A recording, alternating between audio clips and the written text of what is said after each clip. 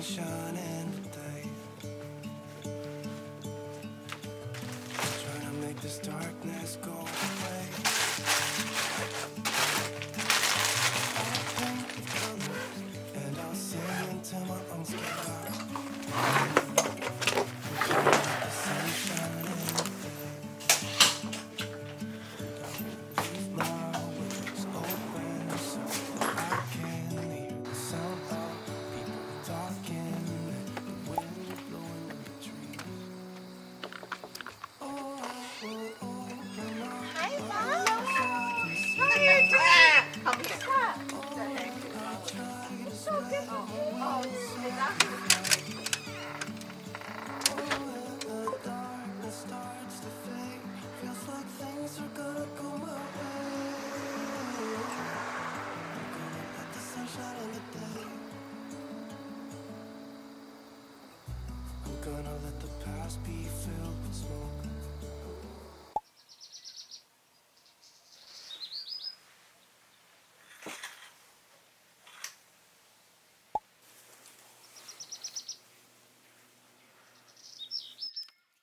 Writing is a powerful tool for mental health. It allows you to upload your thoughts, express emotions, and even gain new insights about yourself. When you write, you give yourself space to reflect, to process experiences, and to see things from a new perspective. It's like having a conversation with yourself, only it's deeper and more honest. I have always found journaling to be a safe space where I can spill my worries, dreams, and frustrations without fear of judgment. There have been times when I didn't even know how I was feeling until I started writing. Journaling helps me uncover layers of emotions that I might not have noticed otherwise. It's not about writing perfectly or even making a sense of everything. It's about giving yourself the freedom to let go. One of the most impactful ways I have used my journal is by focusing on gratitude. There are days when everything feels heavy, and it's easy to get lost in the negative. But when I take a moment to write down even one or two things I am grateful for, it shifts my entire mindset. Some days I feel overwhelmed by the ups and downs, the excitement of meeting my baby soon, mixed with the fear of the unknown. On those days, I sit down and write about what I'm grateful for. I'm grateful I did not vomit today, or I'm thankful my partner cooked dinner. Other days, I reflect on deeper things, like how grateful I am for my health, or the support of my family and friends. I write about the little things, feeling my baby kick for the first time, having a supportive partner, or simply enjoying a sunny day.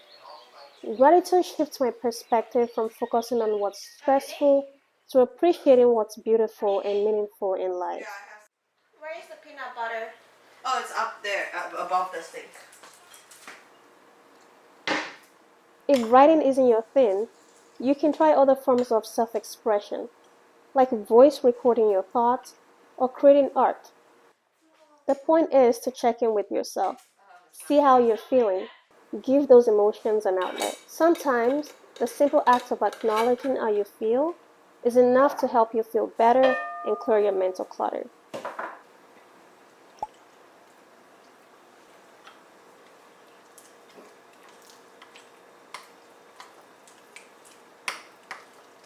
No, I have not. I remember you telling me about it. Yeah. Pregnancy can feel incredibly isolating, even when you are surrounded by people. My friend is also pregnant, with due date just weeks apart from mine. I thought it would be amazing to share this experience with someone so close. And trust me, it has been. But the truth is, our pregnancies have been so different, especially in the first trimester. I navigated a subchronic hematoma. Basically, I was spotting blood. And I also had to deal with UTI, where I peed blood multiple times. Add that to the nausea, vomiting, and constant overwhelming exhaustion that I felt. Even though I have my friend and sister to confide in, there were times I still found myself feeling alone in my specific journey. I turned to Reddit and Baby Center app, hoping to connect with others who might be going through the exact same thing. but reading other stories sometimes left me more anxious than reassured.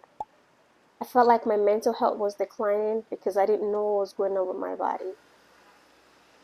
That's when I realized I needed a different kind of support.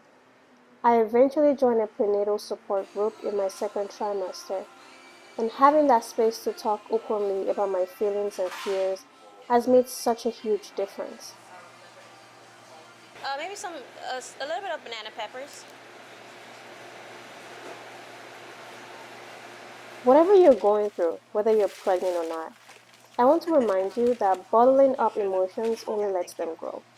Over time, they can become overwhelming and lead to deeper struggles like anxiety or depression. You don't have to do this alone. Seek out a community, whether it's a loved one, a support group, or even an online space that feels safe. We thrive on connection, and opening up to others can bring much needed relief during difficult times.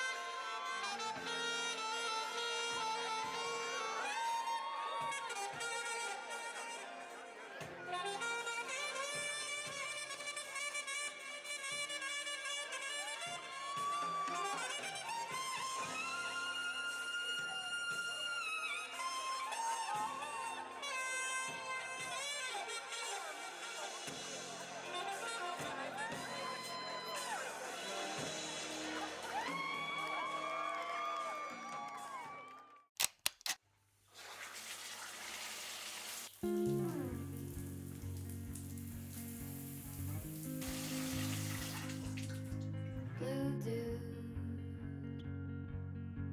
blue moon,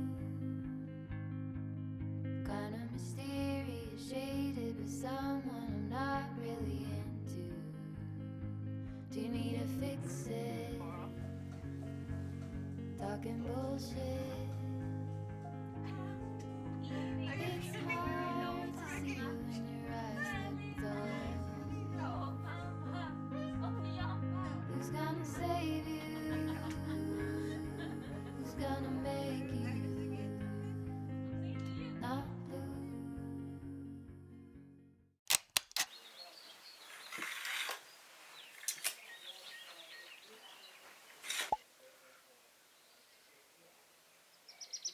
Our minds are constantly racing with thoughts, most of them repetitive, many of them are negative.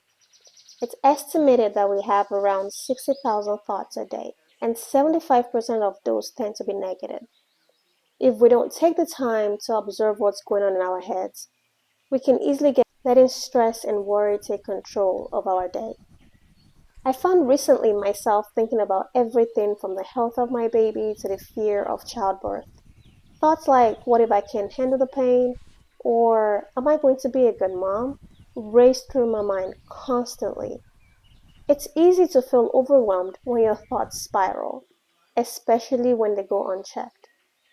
One of the most effective ways to manage this mental chatter is through meditation or simple moments of mindfulness. For me, taking time to meditate each day has been a game changer. Getting anxious thoughts about the future and worrying about things that hasn't happened yet. Meditation helped me focus on the present moment and not let my mind spiral into unnecessary stress. It's about acknowledging your fears and concerns, but not letting them run your life. I have learned that when I take time to quiet my mind, I am more in control of my emotions, and I am less reactive to the small irritation that can snowball into bigger problems.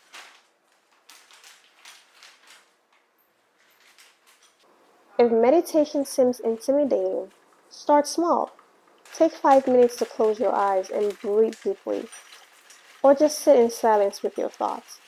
Over time, you will notice that it becomes easier to detach from negative thinking patterns. and your overall sense of calm will absolutely grow.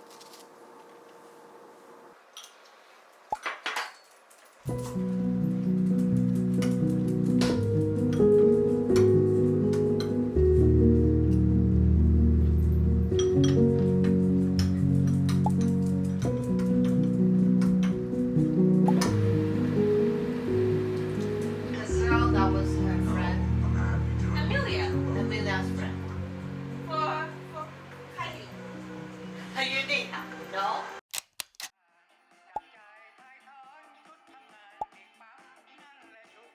Comparison is a thief of joy.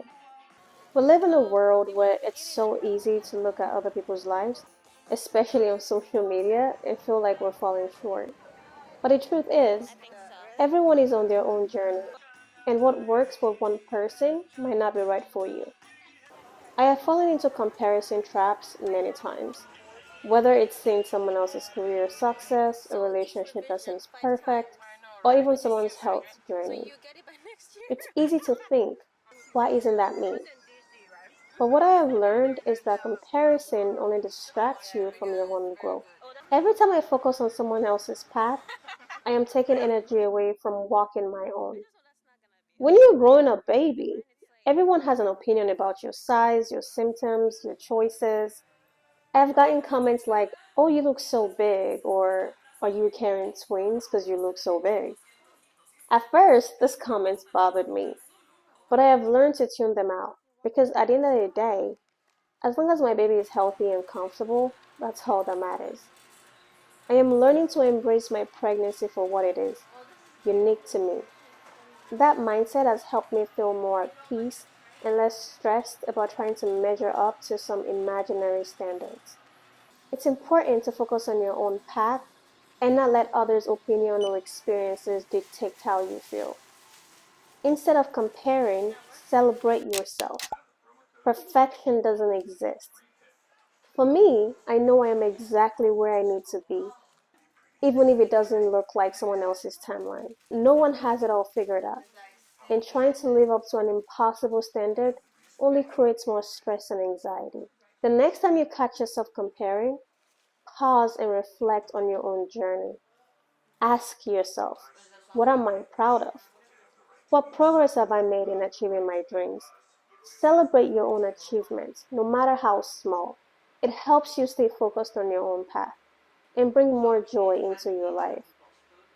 We are all on different paths, and it's important to give ourselves grace and stop comparing ourselves to others.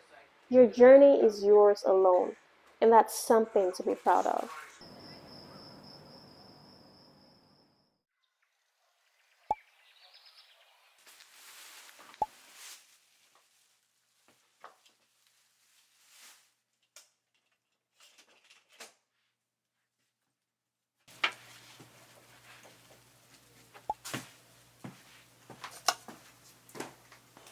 The connection between our body and mind is undeniable.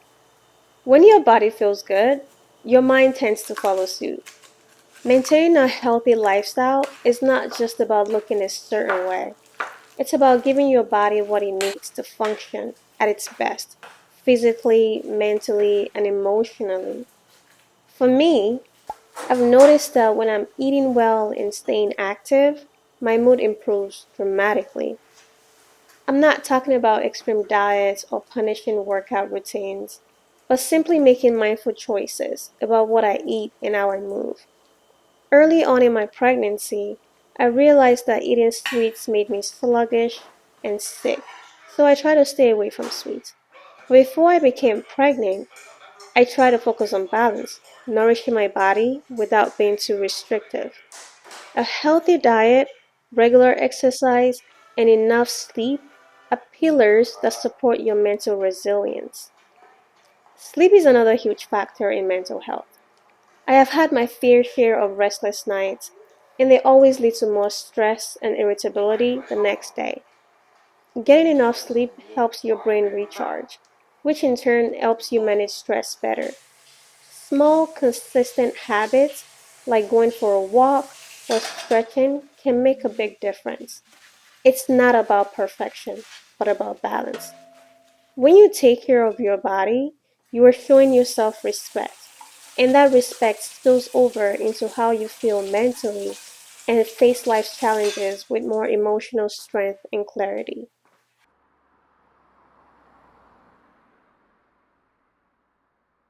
So my boyfriend is back from being out of town, which means I came back home. Even though I like being around my friends and I like going to friends' house, ultimately I like being in my own house. When I was over at my friend's place, we went to Burlington. Like I said, I haven't really bought anything, so she forced me into buying some stuff for the baby. And I'm leaning towards gender neutral stuff, especially for 0 to 3 months baby clothes, because I just feel like maybe when I have another child, I can easily keep them. So regardless of the gender, I can still reuse it. So you might have seen this like a few minutes ago, but I bought this, only $4.99, and it's very comfortable. And then I also bought this. This is 3 months. Honestly, I'm not sure how many 0 to 3 months to buy, but I'm not gonna buy a lot. When I have the baby and I realize I have to buy more, then I'll just order from Amazon. It's 2D shipping. Anyway, this and this. See, they're all gender neutral clothes, but. And then this one, I bought one 6 months. This is adorable. And this is the other one. This is a two-piece set and it was $6.99. Honestly, I'm not really sure how I feel about this, but that's okay. It was $5.99, but this is so cute. And then I bought this from TJ Maxx. It was $5.99. I don't know I'm gonna use this yet, but I think this is like when they eat, if like food spilling on their clothes or something like that. Anyway, I just know baby used this, so I bought it, $5.99. And I also bought, this one is from Amazon that I ordered, a baby nasal aspirator, so when they get booger on their nose, I can just, use this to get it out. And I also bought a crib, which is in the living room, and I bought a changing station. So far, that's what we have. I'm not gonna unbox the crib today because I'm tired. I will unbox it another day. In total, I spent, like $45.53 for 6 clothing. I think that's pretty good. I'm also in disbelief that I have this belly and there's a baby coming in a few months. It's just so strange to me. But I'm also very excited. Taking care of another human being is a huge responsibility that I don't take for granted, and I'm thankful that I get to experience it and also share this journey with you. Even though I am nervous, to be honest with you, I don't know what to expect. I am still excited to share with you. So thank you so much for watching. Thank you for supporting me. Thank you for sticking around. Thank you. I really appreciate it from the bottom of my heart.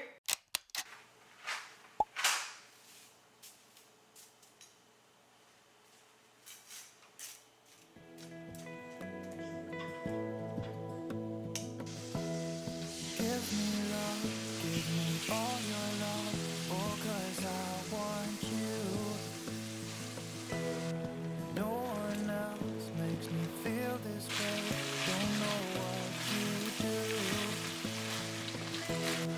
Hold